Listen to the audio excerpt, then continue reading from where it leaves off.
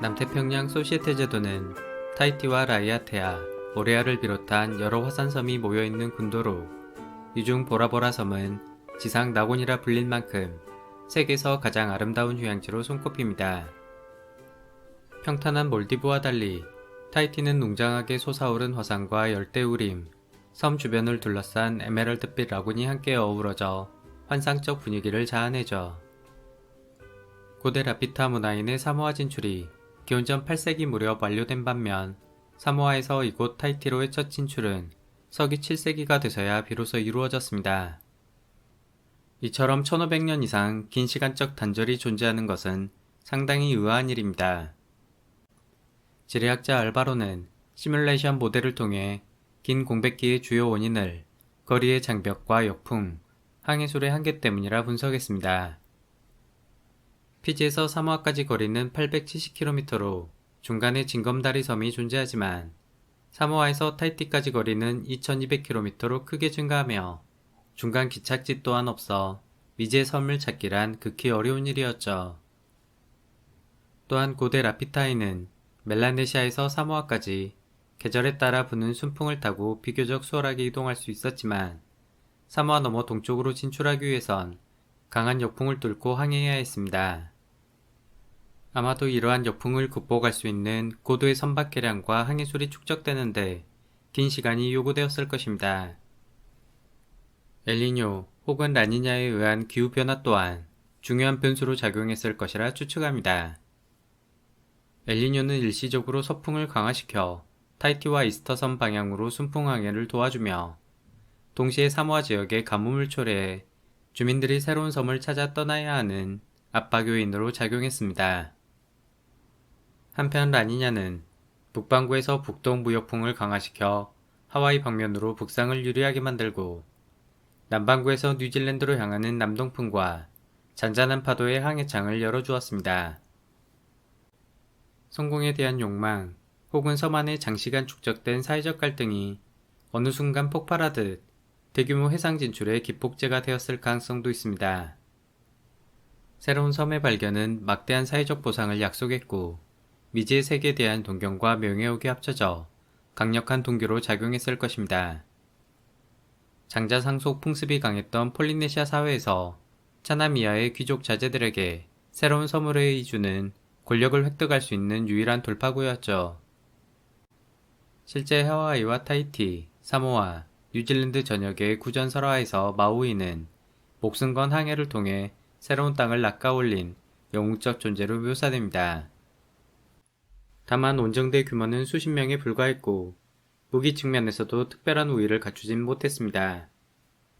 그 결과 이미 인구가 밀집한 뉴기니나 호주 대륙으로 진출은 사실상 불가능했으며 망망대해를 넘어 미 개척지를 찾아 나서야만 했습니다.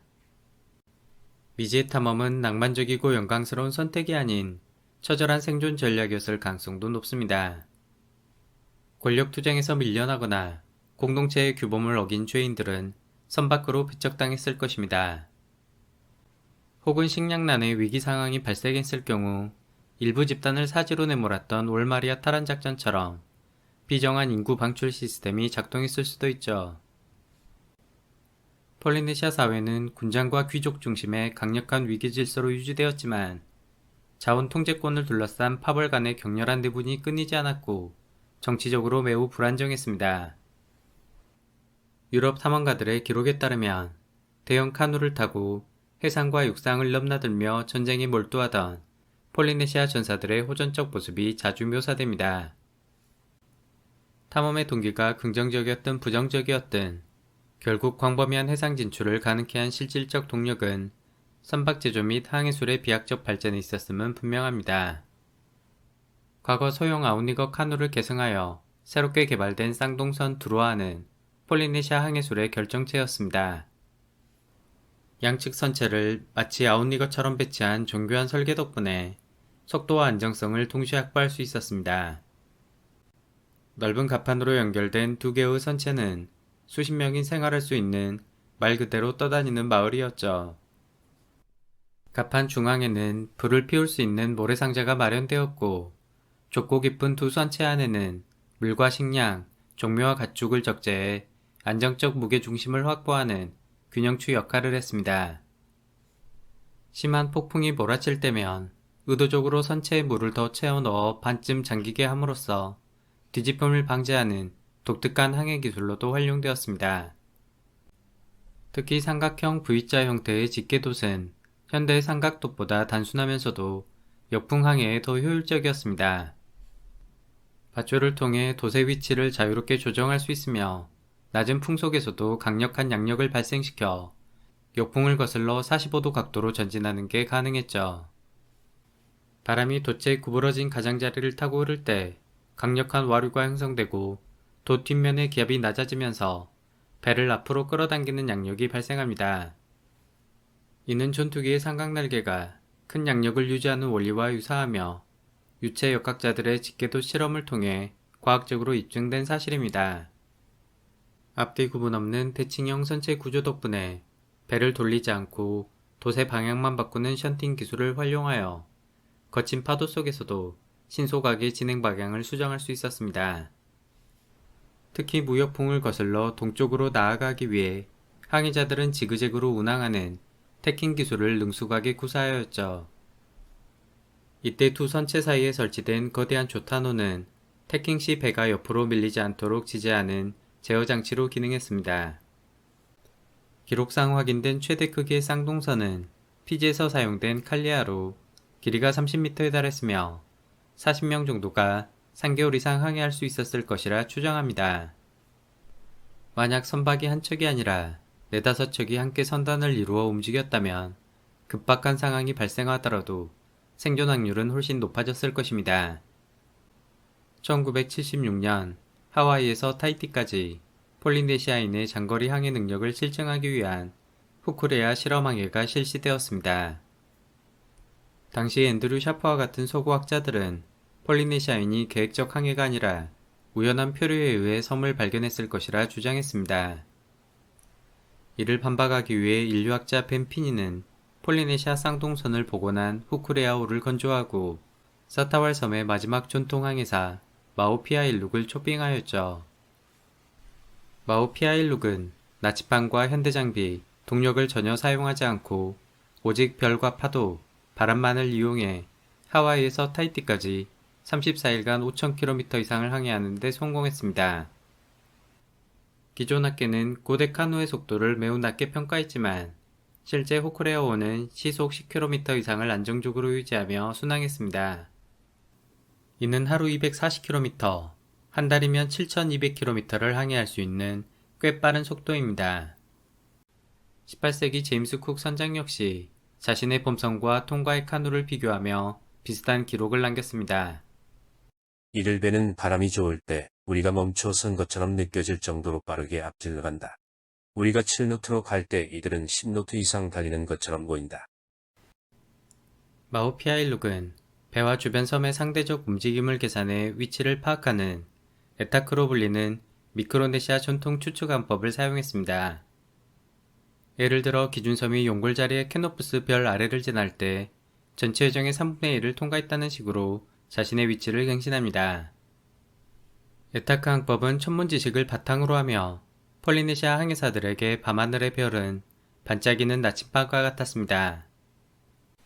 북극성은 종북을 가리키는 절대 기준점이었고 남십자성의 높이와 각도는 위도와 방위를 판단하는 핵심 지표로 사용되었죠. 항해사들은 별이 뜨고 지는 지평선 위치를 기준으로 32개 방위로 나뉜 별의 집을 안개하고 정확한 방향을 유지했습니다. 섬들의 상대적 위치와 항로는 나무 막대와 조개 껍데기로 표현한 전통 해도 레벨립을 활용했습니다. 이들은 계절풍과 파도의 변화, 구름 모양, 태풍의 주기, 바다 거북과 물고기의 산란이동, 철새의 비행 경로 등을 바다의 리듬이라 부르며 물고기 잡이와 항해의 지표로 삼았습니다.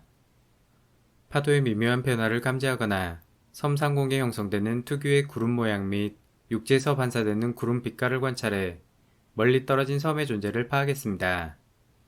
또한 세장 속 군함조를 풀어 멀리 날아가는지 다시 배로 돌아오는지를 보고 육지의 존재를 판단하기도 했죠.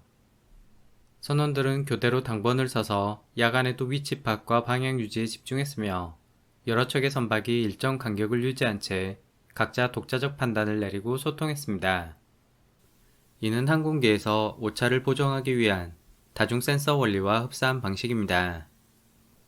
레이더의 부채꼴 공간 탐색처럼 방해를 단계적으로 바꿔가며 먼 바다를 왕복해 섬을 탐색했을 가능성도 제기됩니다. 이들은 역풍을 거슬러 항해하는 기술을 보유하고 있었고 언제든 복귀 가능한 항로를 확보했기 때문에 원거리 탐험은 결코 무모한 도박이 아니었습니다. 배에는 묘목과 식물종자, 닭, 단백질 보충을 위한 식용주의, 각종 생활도구, 석기 제작용 원석까지 적재하여 새로운 정착지에서 생존을 철저히 대비했습니다. 이는 초기 아메리카 상륙 유럽인들이 준비 부족으로 굶주리며 약탈에 의존했던 것과 극명하게 비교됩니다. 폴리네시아인의 수준 높은 항해술은 구전 전통과 노래를 통해 대대로 전수되었으며 젊은 견습생들은 수년에 걸쳐 방대한 지식을 몸에 새겨 넣었죠. 쿡 선장과 함께했던 원주민 항해사 투파이아는 구전 지식을 바탕으로 고향 라이아테아 섬을 중심으로 한 74개의 폴리네시아 섬 지도를 작성했습니다. 일부 학자들은 지도에서 가장 북쪽 끝에 표시된 오아하우로우가 오늘날 하와이의 오아후를 가리키는 것으로 추정합니다. 투파이아는 피지와 오아후를 제외하고 지도의 많은 섬들을 직접 방문한 적이 있다고 말했습니다.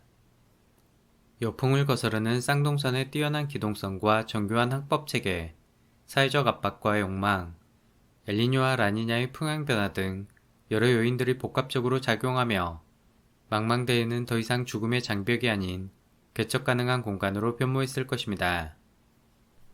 타히티에서 닻을 올린 초기 탐험가들은 투아모트 제도의 아름다운 환초를 지나 마르키즈 제도에 도달했습니다.